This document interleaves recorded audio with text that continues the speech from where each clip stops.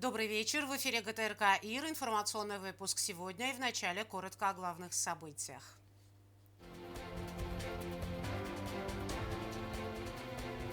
В числе награжденных учителя с большим стажем преподавания и молодые педагоги. В честь 8 марта в Министерстве образования вручены ведомственные награды.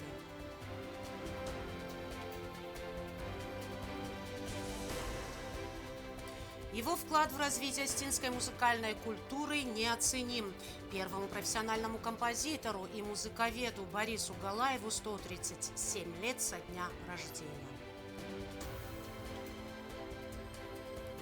Детский хореографический ансамбль «Сармат» вновь получил приглашение в Сочи. Артисты готовятся к участию в престижном конкурсе «Алые паруса». В честь 8 марта в Министерстве образования и науки прошло награждение сотрудников.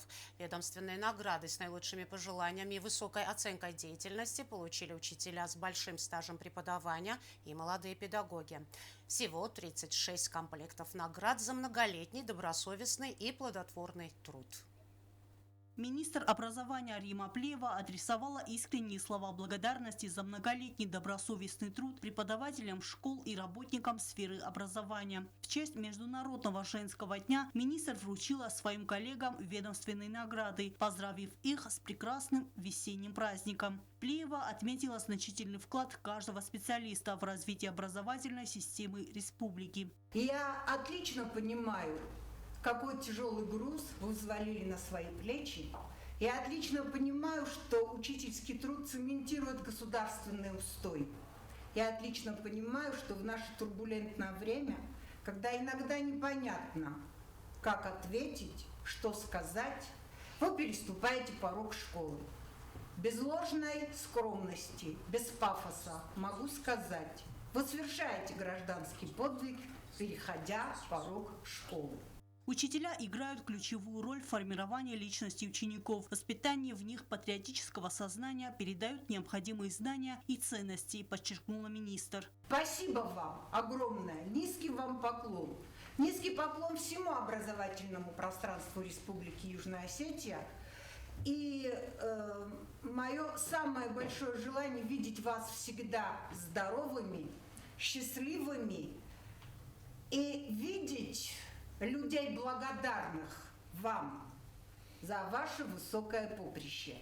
В числе награжденных учителя с большим стажем преподавания и молодые педагоги. Почетные грамоты и специальные знаки, почетный работник общего и дополнительного образования. Всего 36 комплектов наград за многолетний добросовестный и плодотворный труд. Награждается Губиева Анна Суслановна, учитель математики гимназии РУС. Я опять радуюсь, потому что идет молодой педагог. Огромное спасибо за ваш труд. Огромное. Среди награжденных молодой преподаватель остинского языка и литературы школы «Ерудит» Зарина Кабулова. Стаж работы 4 года. Сегодня ее преданность профессии была отмечена высокой наградой.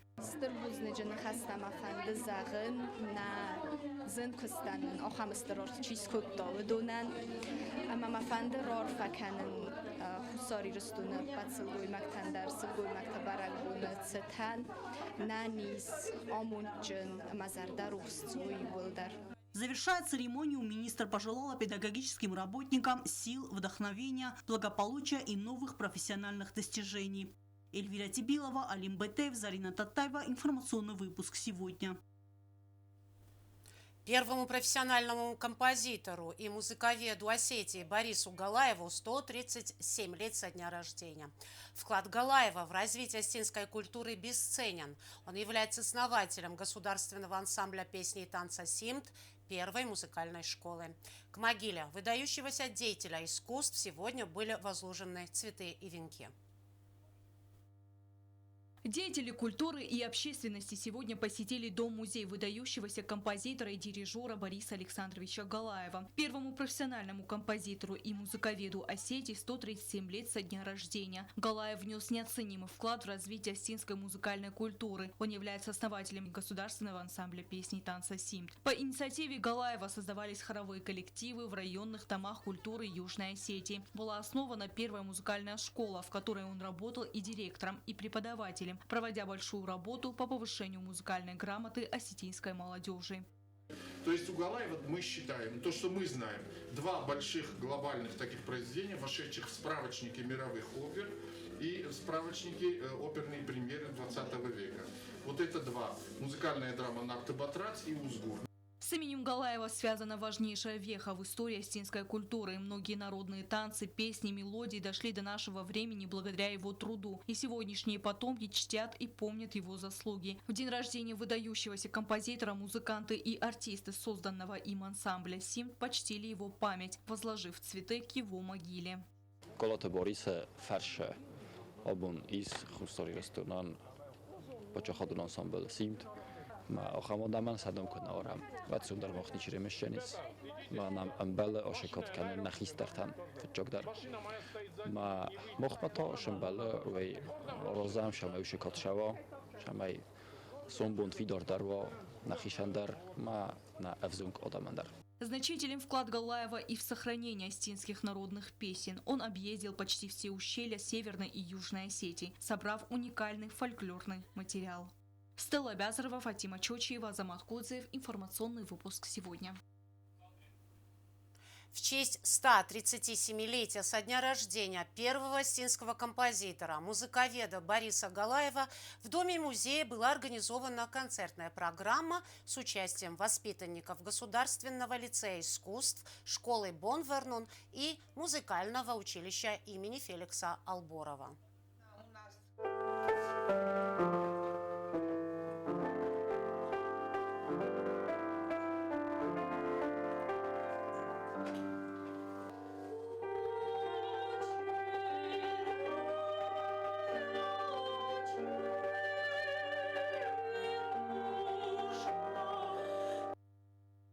Учащиеся 10-й школы и образовательного учреждения села Арце Уцхинвальского района поздравили ветерана тыла Зинаиду Тутоеву с Международным женским днем 8 марта. Всю свою жизнь она посвятила выбранной сфере деятельности, став почетным работником связи. Ее труд отмечен множеством ведомственных наград и почетных грамот. Ветеран Тутоева поведала учащимся о нелегкой судьбе и о тяготах, выпавших на долю ее поколения. Волонтеры, учащиеся городской средней школы номер 10 и образовательного учреждения села Арце Уцхинвальского района, навестили ветерана тыла Тутоеву Зинаиду Матвеевну. Преподаватели и их воспитанники поздравили ее с Международным женским днем, пожелав здоровья. Акция была организована в рамках волонтерского проекта «Рука помощи», реализуемого учителями и учениками 10-й школы. Встреча прошла в теплой обстановке и стала для ветерана тыла приятным сюрпризом. Много лет, 97 лет, это много очень. Посольство с домов-то. В прошлом году там хуже было. Да хоздамен там, да хоздар хози. Ради Бога, что хоздар хозвали. Биранын царут, бира останын ноджифацам. Зинаида Матвеевна в девичестве Цхавребова родилась 1 апреля 1927 года в селе Схлеб Цавского района. Ее жизнь – образец трудолюбия и верности призванию. Будучи совсем молодой девушкой, она пришла на работу в производственно-техническое управление связи Южной Осетии и посвятила этой сфере долгие годы, став почетным работником связи. Ее труд отмечен множеством ведомственных наград и почетных грамот. Мама Юльдар, обкомера коме тахчину важат коттой, Зинаида Тутоева рассказала детям о своей непростой судьбе, о том, как вышла замуж за участников Великой Отечественной войны Ростислава Тутоева, вернувшегося с фронта инвалидом. Несмотря на все тяготы, они прожили долгую и счастливую жизнь. Своих детей у супругов не было, поэтому за Тутоевой ухаживает племянница. Несмотря на почетный возраст, Зинаида Матвеевна сохраняет удивительную бодрость духа и истинную интеллигентность. Она старается быть в курсе происходящего в республике и за ее пределами. Поэтому на ее столе свежий выпуск газет, которые ветеран тыла читает ежедневно. Эльвира Тибилова, Зарина Татаева. Информационный выпуск сегодня. Наталья Бондаренко уже более 20 лет посвятила служению Отечеству. Для нее это осознанный выбор профессии. Наталья наравне с мужчинами ежедневно выполняет боевые задачи. Ведь армия не делает послаблений для женщин. Здесь важны четкость выполнения приказа и настоящая выдержка. О защитнике Отечества расскажет Стелла Вязрова.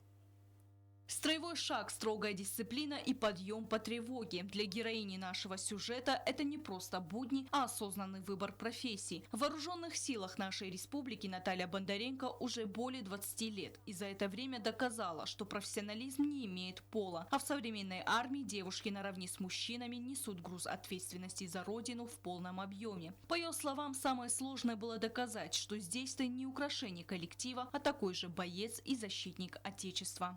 Что такое профессия военнослужащего?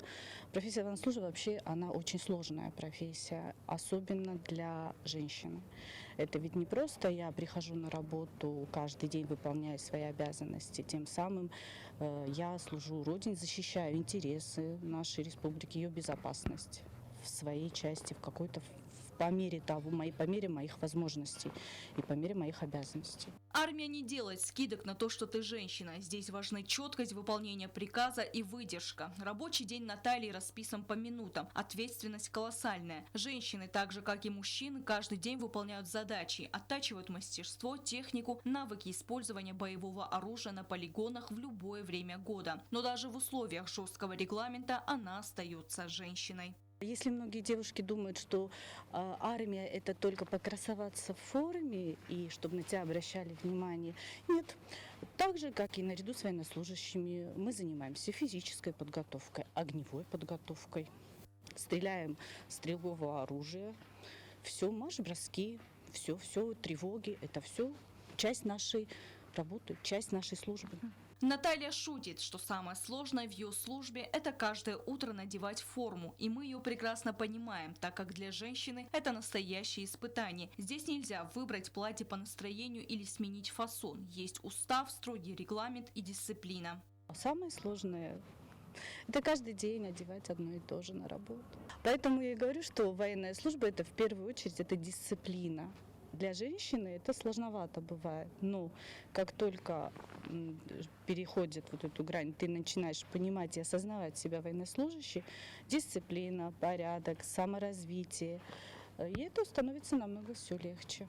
Глядя на таких девушек, как Наталья, понимаешь, стереотипы о слабом поле давно остались в прошлом. Сегодня женщины в погонах – это связисты, медики, кинологи и даже командиры подразделений. Они – надежный тыл и крепкая опора нашей армии. Это сложно, это заставляет быть более дисциплинированной, более ответственной.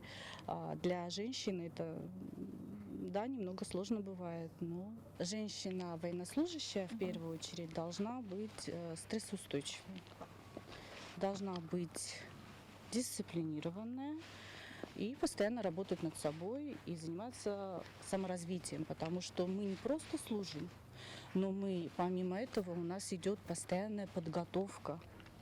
Мы саморазвиваемся и учимся каждый день. Дома ее ждут не отчеты и приказы, а семья. Переключаться с офицера вооруженных сил в домохозяйку – искусство, которым Наталья владеет в совершенстве. Ведь за каждой сильной женщиной в форме тепло родного очага, любовь и поддержка близких, которые дают ей силы беззаветно служить Отечеству. Стелла Вязрова, Азамат Кудзеев, Зарина Татаева. Информационный выпуск сегодня. Детский хореографический ансамбль «Сармат» вновь получил приглашение в Сочи. Юные артисты готовятся к участию в престижном конкурсе «Алые паруса» не первый раз. Они много лет сотрудничают с организаторами масштабного фестиваля. Каждый раз участие предполагает ответственный подход и серьезные репетиции. Визитной карточкой коллектива являются национальные номера, которые всегда находят отклик в сердцах жюри и зрителя. О репетициях ансамбля расскажет Алена Оттаева. Детский хореографический ансамбль «Сармат» готовится к участию в конкурсе «Алые паруса», который пройдет в городе Сочи. Ребята настроены на победу, активно идет репетиционный процесс. 12-й выход на большую сцену и снова под алыми парусами. Детский хореографический ансамбль «Сармат» вновь получил приглашение на престижный конкурс в городе Сочи. На конкурс от ансамбля поедут 45 человек. Наши танцоры уже не новички в этом плавании. В копилке коллектива есть триумфы на аналогичных фестивалях. По словам худрука Асамаза Тедеева, они много лет уже сотрудничают с организаторами данного конкурса. С удовольствием мы согласились. Хочу дать такую еще маленькую сноску того, что в апреле мы должны были поехать в Геленджик, но не получилось. И мы перенаправили все свои силы на «Алые паруса», Сочи, город Сочи. Это будет проходить в Дагомысе. «Алые паруса» фестиваль серьезный, мы очень много раз там участвовали. Настроены только на победу. И с Божьей помощью должны очень достойно представить нашу республику. В репетиционном зале не смолкает музыка. Коллектив ансамбля оттачивает свое мастерство. Ансамбль везет на конкурс «Алые паруса» 4 номера, которые уже стали визитной карточкой коллектива. Величественный симт, зажигательный горский, лиричный девичий и яркий аварский.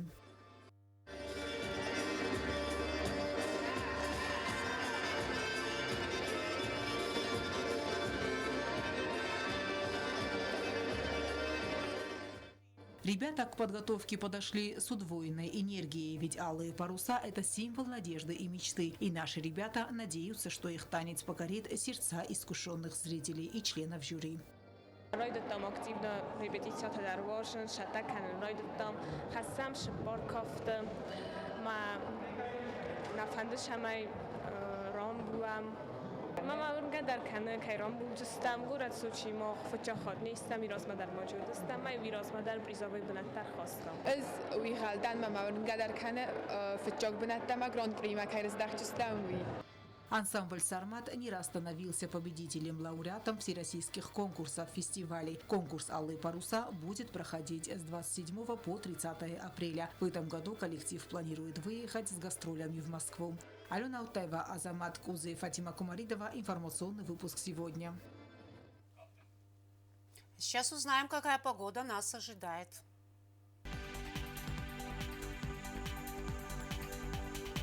В республике переменная облачность. В Знаурском районе днем плюс 6, ночью 0 градусов. В Тавском районе днем плюс 4, ночью минус 1. В Радиквайса днем плюс 2, ночью минус 3. В Ленигорском районе днем плюс 6, ночью плюс 1. Столица республики Цхинвале днем 5 градусов тепла, ночью плюс 1. На этом наша программа подошла к концу. Я, Ирина Джвоева, желаю вам всего доброго и до свидания.